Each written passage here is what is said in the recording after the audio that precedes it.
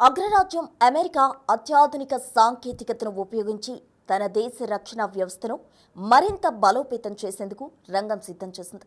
America గగనతలంలోకి ఎలాంటి క్షిపణులు అణ్వాయుధాలు ప్రవేశించకుండా ఉండేలా ప్రణాళికలు సిద్ధం చేస్తున్నారు డొనాల్డ్ ట్రంప్. దీనికి గోల్డెన్ డోమ్ అని పేరు పెట్టారు. ఈ విషయాన్ని అమెరికా వైట్ హౌస్ అధికారికంగా ప్రకటించింది. అసలు ఈ గోల్డెన్ డోమ్ అంటే ఏంటన్న అనుమానాలు చాలా మందిలో తలెత్తొచ్చు. దీనికి అయ్యే ఖర్చు ఎంత అన్న సందేహాలు కలగవచ్చు. అసలు దీనివల్ల అమెరికాకు కలిగే ఉపయోగాలేంటో ఇప్పుడు చూద్దాం.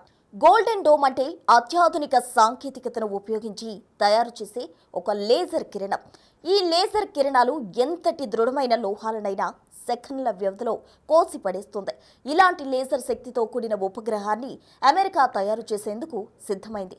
దీనిని తయారు చేసేందుకు $175 బిలియన్ ఖర్చవుతుందని అంచనా వేశారు శాస్త్రవేత్తలు. అంటే మన దేశ కరెన్సీ ప్రకారం అక్షరాల 15 లక్షల కోట్ల రూపాయలు అన్నమాట. ఇంత ఖర్చు చేసినప్పటికీ గోల్డెన్ డోమ్కు ఒక రూపాన్ని తీసుకురావాలంటే మరింత డబ్బులతో పాటు సుదీర్ఘ కాలం పడుతుంది.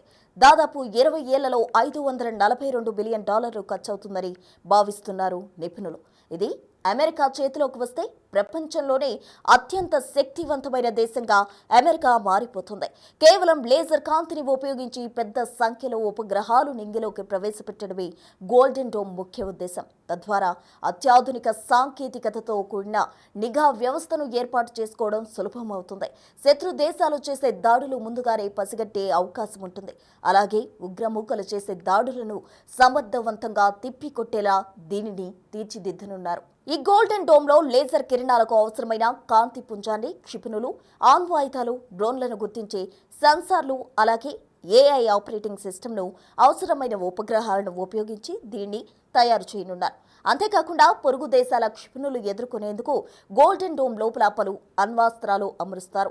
ఇలా ప్రత్యేకంగా రూపొందించడం వల్ల క్రూయిజ్ క్షిపణులు, బ్యాలిస్టిక్ క్షిపణులు, హైపర్సోనిక్ క్షిపణులు, డ్రోన్లు అణుదాడులను త్వరగా గుర్తించి సెకండ్ల వ్యవధిలో ధీటుగా ఎదుర్కోగలదు. ఎలాంటి వాతావరణాన్నైనా భయంకరమైన యుద్ధ పరిస్థితులను ఎదుర్కొనేలా దీనిని రూపొందిస్తున్నారు. దీని పరిమాణం ఎంత ఉంటుందో ఇప్పటికైతే స్పష్టత లేదు. రానున్న రోజుల్లో దీని నమూనా విడుదల చేసే అవకాశం ఉందన్న చర్చ జరుగుతుంది. ఇలాంటి శక్తివంతమైన గోల్డెన్ డోమ్లు ఇప్పటివరకు ఏ దేశంలో అందుబాటులో లేకపోయినప్పటికీ ఇజ్రాయెల్ ఐరన్ డోమ్ను కలిగి ఉంది. అదే తరహాలో అమెరికా కూడా గోల్డెన్ డోమ్ అనే కాన్సెప్ట్ను తీసుకొచ్చింది. గతంలో హమాస్ ఇజ్రాయెల్ యుద్ధం జరిగినప్పుడు ఇజ్రాయెల్ ఈ ఐరన్ డోమ్ను రంగంలోకి దింపింది. అయితే హమాస్ ప్రయోగించిన క్షిపణులను ఇజ్రాయెల్కు చెందిన ఐరన్ డోమ్ అడ్డుకోవడంలో విఫలమైంది. అయితే అమెరికా తయారు చేసే గోల్డెన్ డోమ్ శక్తి ఎలా ఉంటుందో, ఎలా పనిచేస్తుందో తెలియాలంటే మరో కొన్ని సంవత్సరాలు వేచి చూడాల్సిందే.